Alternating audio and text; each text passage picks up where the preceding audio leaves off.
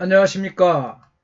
목회 관점으로 본 요한계시록 천년왕국 이윤식 목사입니다. 이 시간에는 역사적 전천론자들, 역사적 전천년설의 성경적 기초에 대해서 함께 하겠습니다. 역사적 전천론자들은 그리스도의 재림 후입니다. 지상적 천년기 통치가 있을 것이다. 그렇게 그들은 강조를 하고 있습니다. 성경에 대한 문자적 해석과 미래주의적 해석에 근거를 하고 있다. 문자적, 역사적 전천론기자들은 이렇게 그리스도의 재림 후 지상적 천년기 통치가 있을 것이다. 성경에 대한 문자적 해석과 미래주의적 해석에 근거하고 있는 것입니다. 이들은 요한계시록 20장 1절과 6절에 천년이라는 기간과 첫째 부활과 둘째 부활에 대한 증거를 마지막 때 일어날 일 사건으로 간주하고 있습니다. 이러한 성경 해석 방법을 전천년설과 다른 전천년설을 갈라놓는 분기점이라 해도 과언이 아닐 것입니다. 레드의 지상적 천년왕국, 지레드의 지상적 천년왕국을 보면 레드는 지상적 천년왕국의 성경구절을 계시록 20장 1절로 6절이라고 주장합니다. 요한계시록 19장은 그리스도의 재림을 묘사한다. 그가 그렇게 주장하며 계시록 20장은 그 재림 후에 일어날 사건들을 기록한다고 주장하고 있습니다. 요한계시록 20장 1, 3절은 그리스도의 재림 후에 천년기 동안 사탄의 결박에 관해서 묘사한다. 그는 그렇게 말합니다.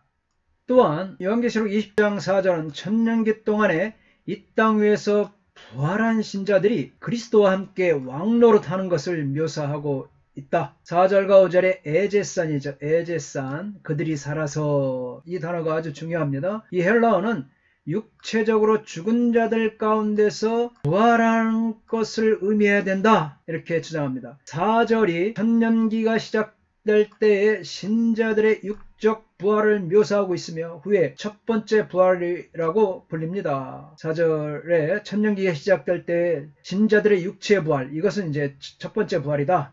그리고 5절은 천년기가 끝날 무렵에 불신자들의 육체의 부활을 묘사하고 있다고 그는 주장합니다. 레드는 점진적 계시에 관한 자기의 이해에 근거하여 이 지상적 천년기 통치가 오직 20장에서만 발견되고 있다는 사실을 설명합니다. 그리스도께서 부활한 성도들이 참여하는 완전한 정부에서 세계를 친히 통치하시되 아직 절대적 완전히 회복되지 않는 세상에서 통치하게 될 것을 지시하는 성경 구절들이 많이 있습니다. 고린도전서 15장 23절로 26절도 그리스도의 천년기 통치를 묘사하고 있습니다.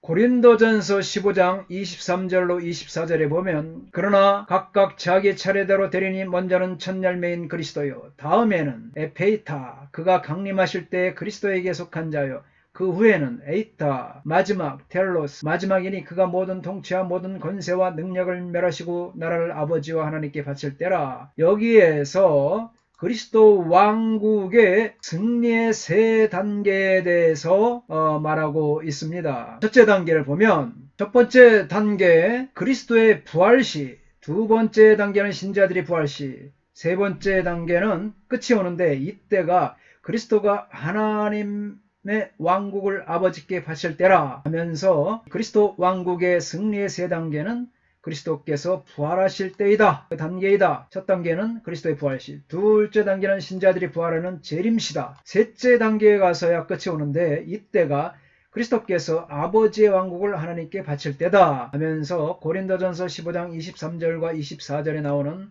이 첫 열매인 그리스도요 다음에는 에페이타 그 강림하실 때요 그리스도께 속한 자요 그 후에는 에이타 마지막 텔로스 마지막이니 그가 모든 통치와 모든 권세와 능력을 멸하시고 나라를 아버지 하나님께 바칠 때라 하면서 이처럼 그리스도의 왕국의 승리의 세 단계를 나누고 있습니다. 그리스도 왕국의 셋째 단계 중 첫째 단계에서 둘째 단계 사이에는 광대한 시간적 공간이 발생한다. 마찬가지로 둘째 단계와 셋째 단계 사이에도 광대한 시간적 공간이 발생합니다. 레드는 그 후에는 에이따와 이라는 말과 마지막 텔로스, 마지막이란 말이 그리스도 재림과 그리스도가 그의 모든 원수들을 정복하게 될 세상 끝과의 사이에는 무한한 시간적 공간이 있다. 이 여지를 남겨줄 수 있는 말들이 있는데 그것이 바로 시간적 공간기죠. 시간적 공간기. 이것을 바로 천년기라 그렇게 설명하고 있습니다. 좀 힘들죠. 설명하는 저도 힘듭니다. 그러니까 이 레드가 그리스도 왕국의 세 단계가 있는데 첫째 단계와 둘째 단계 사이에 광대한 시간적 공간이 있고 마찬가지로 둘째 단계와 셋째 단계 사이에도 역시 광대한 시간적 공간이 있다는 거예요. 그러면서 그 후에는 그러니까 에이타 그 후에는 이라는 말과 마지막 텔로스이라는 말이 그리스도의 재림과 그리스도가 예수님께서 그의 모든 원수들을 정복하게 될 세상 끝까지 사이에도 역시 무한한 시간적 공간의 여지를 남겨줄 수 있는 말들이다. 이것이 바로 시간적 공간기인데 이 시간적 공간기가 바로 이 천년기라는 거예요. 조금 이해가 되셨습니까?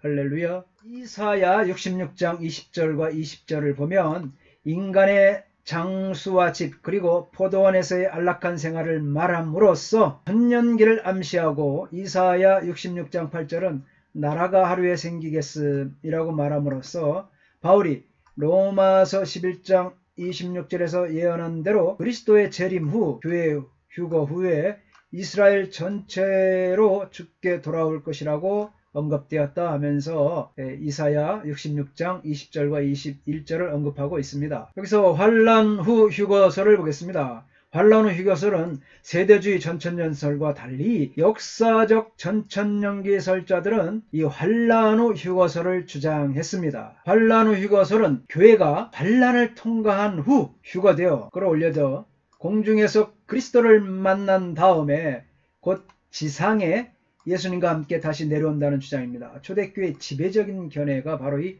환란 후 전천년설인 것입니다. 저스틴이나 이레네우스, 터툴리안, 락탄티우스, 히폴리투스 이들은 대환란 문제를 다룬 모든 교부들은 교회가 적그리스도의 환란을 당한다. 적그리스도의 환란을 당한다. 그리스도의 대환란 끝에 재림하여 교회를 구할 것이라고 보았습니다. 중세와 종교시대를 거쳐 19세기 중엽 이 폴리모스 형제단의 세대주의가 출현될 때까지 전천년설을 주장하는 사람들의 일반적인 견해는 바로 이 환란 후 휴거설이었습니다. 그러니까 이런 많은 유명한 학자들이 바로 환란 후에 휴거한다. 예수님이 그런 주장이었습니다. 그런데 폴리모스 형제단 그러니까 세대주의죠. 나타나기 전까지는 아주 환란 후 휴거설이 정설로 받아들였습니다. 그러나 폴리모스 형제 중에서도 트레게델레스, 뉴턴 등은 환란 후 휴거설을 주장했습니다. 그러다 19세기 말과 20세기 초에 개최된 예언대를 통해 환란 전 휴거설이 확산되었습니다. 이로 인해 전천년자설 대부분이 환란 전 휴거설자가 되었습니다.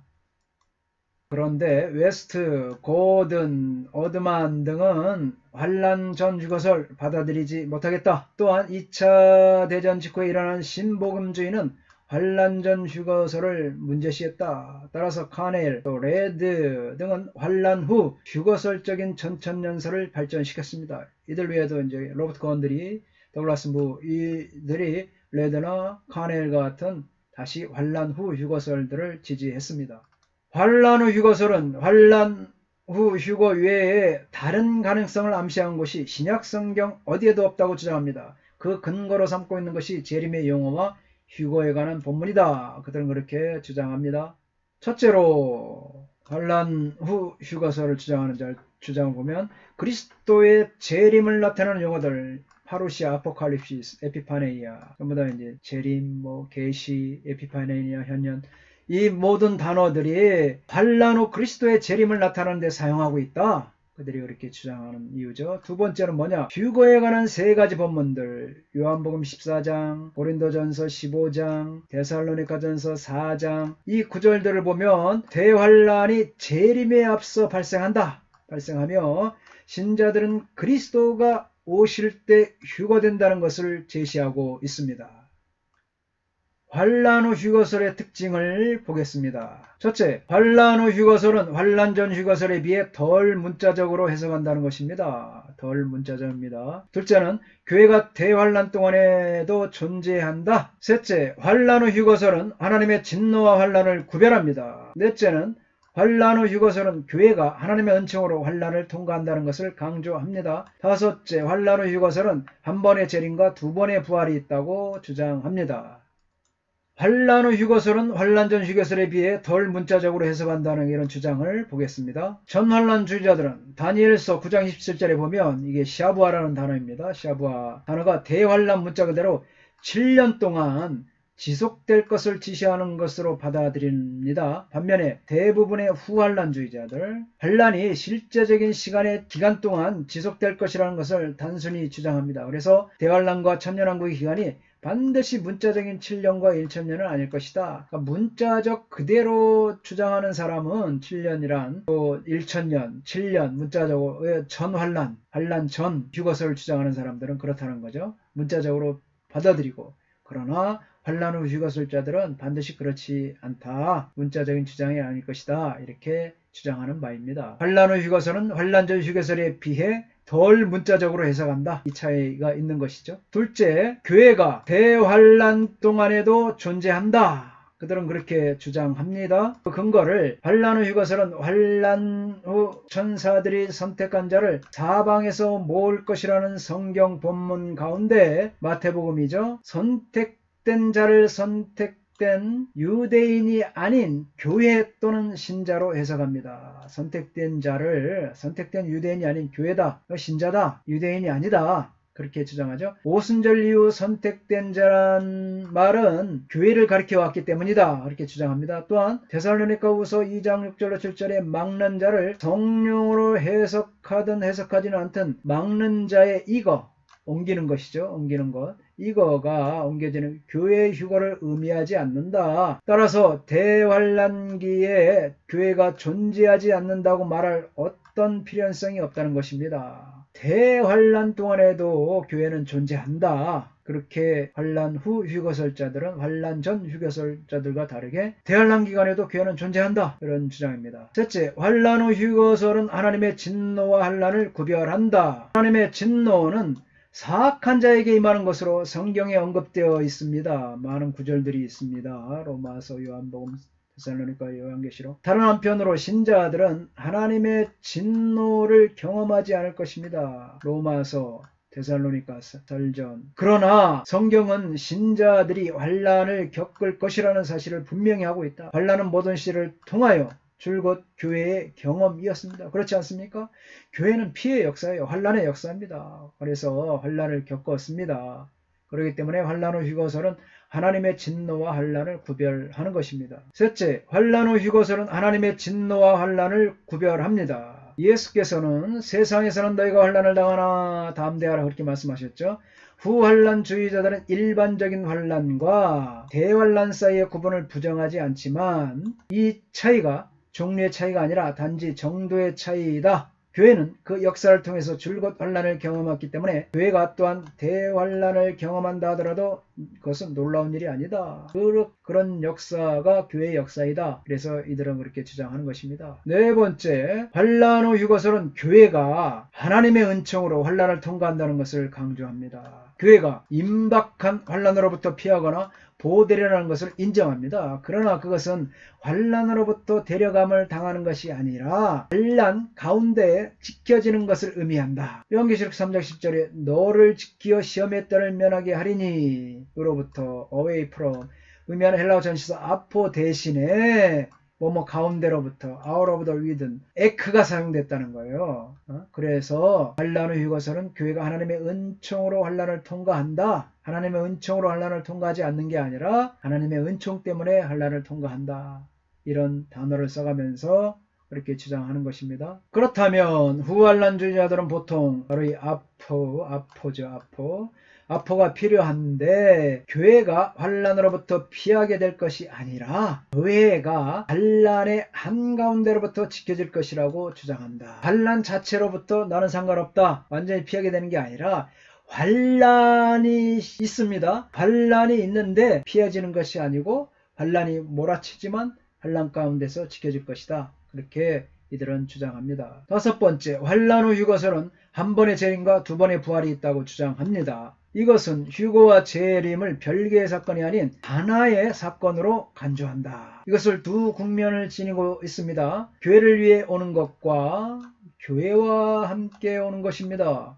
따라서 그리스도의 재림은 단회적이며 영광스러운 가시적인 사건입니다. 대환난 끝에 성도들이 휴거되고 공중에서 주를 만나고 다음 곧 그리스도와 함께 지상으로 내려오게 되는 것입니다. 이것이 휴거된 성도들이 그리스도를 만나는 장면을 표현할 때 사용된 단어 아펜데시스, 마태복음 사도행전의 의미에 의해서도 입증된다. 그것은 어떤 사람을 영접하기 위해 나와서, 우리가 알고 있는 휴거는 그냥 막 공중에서 끌어 올려가 무조건 데려감이 아니고, 이 아판데시스라는 단어를 통해 보면 어떤 사람 영접하기 위해서 나왔다가 그와 함께 동행하죠. 그리고 원래 출발점으로 되돌아오는 것, 예수님을 만나서 그 다음에 즉시로 예수님과 함께 예수님의 승리한 환경의 일부인 지상으로 내려오는 것이 실상입니다. 이 만남에서 돌아오는 것은 주가 아니라 교회다. 후환란주의자들은 그들의 상대편인 전환란주의자들보다는 마지막 날의 일들을 덜 복잡하게 이해합니다. 이들은 두 번의 부활을 주장하는데 환란의 마지막과 천년왕국의 시작에 있게 될 신자들의 부활과 천년왕국 마지막에 있게 될 악한 자들의 부활이다. 우리가 전천년설 도표를 보면서도 두 번의 부활이죠. 첫째 부활과 둘째 부활 말하고 있었죠. 첫째 부활은 신자들의 부활이죠. 천년왕국 시작에 될. 그 다음에 둘째 부활은 또 마지막에 악한 자들의 부활이죠. 둘째 부활. 그래서 영벌 들어가죠. 마찬가지로 영생으로 들어가는 것도 바로 이 첫째 부활에 참여한 자들 영생으로 들어가고 세안을 가졌다. 마지막에 있게 악한 자들의 부활, 두 번째 부활은 또 영벌에 처해진다. 그래서 환난 후 휴거설은 한 번의 재림과 두 번의 부활이 있다. 후환란주의자들은 또한 재림 자체가 어떤 징조도 없이 어느 순간이라도 일어날 수 있다는 것을 의미하지 않습니다. 환란이 재림 앞에 있다면 어느 뜻밖의 순간에 재림한다는 것은 불가능하기 때문이다. 환란이 재림 앞에 있다. 재림 전이죠.